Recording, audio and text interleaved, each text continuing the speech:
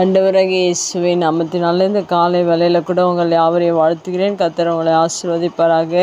இந்த நாளிலே கூட 1 யோவான் 2ஆம் அதிகாரம் 6ஆம் வசனத்தை கூட வாசித்து தியானிக்கலாம். அவருக்குள் நிலைத்திருக்கிறேன் என்று சொல்லுகிறவன் அவர் நடந்தபடியே தானும் நடக்க வேண்டும். மிக அருமையான வேதவசனம். இந்த வேதவசனத்தில் நிலைத்திருப்பதை குறித்து சொல்லப்பட்டிருக்கிறது. நாம் ஒவ்வொரு நாளிலும் தேவனுக்குள் ஆண்டவருக்குள் நிலைத்திருப்பது மிக அவசியமாக இருக்கிறது. நிலைத்திருக்கிறேன் என்று சொல்லும்போது அது எப்படிப்பட்டதாக இருக்கிறது என்றால், அவருடைய கற்பனைகளை நாம் கை கொள்ளுகிறவர்களாக இருக்க வேண்டும். அவருடைய வசனத்தை நாம் ஒவ்வொரு நாளிலும் கை கொண்டு தேவனுடைய அன்பிலே பூரணப்பட்டிருக்க வேண்டும். ஏனென்றால் அதுதான் நிலைத்திருக்கிற காரியம் அவருக்குள். அதுபோல் நம்ம ஒவ்வொரு நாளிலும் அவருக்குள் நிலைத்திருப்பது மிக அவசியம். நாம் அவர் அன்பிலே நாம் பூரணப்பட்டிருக்கும் போது தான் தேவனை நாம் அதிகமாக நேசிக்க முடியும், அவரை போல வாழ முடியும். அவர் எப்படி அடுத்ததாக சொல்லப்பட்டிருக்கு, அவர் நடந்தபடியே தானும் நடக்க வேண்டும். அவர் எப்படி இந்த உலகத்தில் மனிதனாக பிறந்தபோது எப்படி நடந்தார் என்றால், ஒவ்வொரு நாளிலும் அவருடைய ஜெப வாழ்க்கை, அவருடைய பரிசுத்த வாழ்க்கை, ஒவ்வொரு நாளிலும் அன்பிலே அநேக காரியங்களை மனிதர்களுக்காக அவர் செய்திருக்கிறார். தேவனாக இருந்து இந்த பூமியில் அநேக காரியங்களை செய்திருக்கிறார், அற்புதங்களை செய்திருக்கிறார்.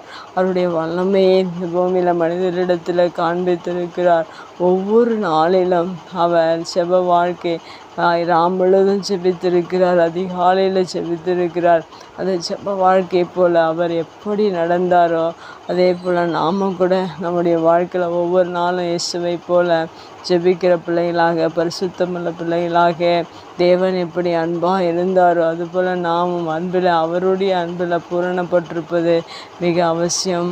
பிதாவினுடைய வார்த்தைகளை அவர் கீழ்ப்படிந்து நடந்தார், வசனத்தை கை கொண்டிருக்கிறார். அதுபோல் நீங்களும் உங்களுடைய வாழ்க்கையில் வசனத்தை கை கொள்ளும்போது தான் நாம் அறிந்து கொள்ள முடியும், அவரை போல நாம் நடக்க முடியும். அந்த அன்பில் நீங்கள் ஒவ்வொரு நாளிலும் பூரணப்பட்டிருக்கும்போது வேத வசனம் சொல்லியிருக்கிற பிரகாரம் அவரை நிலைத்திருக்கிறீர்கள் என்று நாம் அறிந்து கொள்ள முடியும். வசனத்தை கை கொள்ளும்போது தான் நாம் அவரை நிலைத்திருப்பது நாம் அறிந்து கொள்ள முடியும். அதுபோல் நீங்கள் உங்களுடைய வாழ்க்கையில் அவரை நிலைத்திருக்கிறேன் என்று சொல்லுகிற ஒவ்வொருவரும் நாம் அவருடைய வார்த்தைகளுக்கு செவி கொடுத்து வார்த்தைகளை நாம் கை கொள்ளுகிற பிள்ளைகளாக இருக்கும்போது மெய்யாகவே அவர் நடந்தது போல நாமும் நடப்பதற்கு முயற்சி எடுங்கள். நீங்களும் அவரை போல மாற முடியும். ஏனென்றால் வசனம் சொல்லிட அவரை நிலைத்திருக்கிறேன் என்று சொல்லுகிறவன் அவர் நடந்தபடியே தானும் நடக்க வேண்டும் என்று சொல்லியிருக்கிற இயேசு கிறிஸ்து இந்த பூமியில் மனிதனாக வாழ்ந்தபோது தேவனாக இருந்து எல்லா காரியங்களையும் அவர் செய்து காண்பித்தார். நாம கூட அவர் செய்து காண்பித்த எல்லா காரியங்களையும் இந்த பூமியில் நாம் அவர் நடந்தது போல் நாம் நடப்போம். கர்த்தர் நம்மை ஆசீர்வதிப்பார். கண்களை முடிச்சு பிக்கலங்கள் அன்பு தகப்பனே, இந்த அருமையான வார்த்தைக்காக நன்றி செலுத்துகிறோம். உண்மையில் நாங்கள் நிலைத்திருக்கிற காரியம் நாங்கள் ஒவ்வொரு நாளிலும் நாங்கள் உம்முடைய வார்த்தைகளுக்கு செவி கொடுத்து வசனத்தை கை கொண்டு நாங்கள் கற்பனைகளை கை கொண்டு உம்முடைய அன்பில் பூரணப்படும்படியாய் நீர் ஆண்டவரே எங்களுக்கு கற்றுக் கொடுத்த தயவுக்காய் நீர் எப்படி இந்த பூமியில் நடந்தீரோ அதுபோல் நாங்கள் நடப்பதற்கு உதவி செய்வீராக.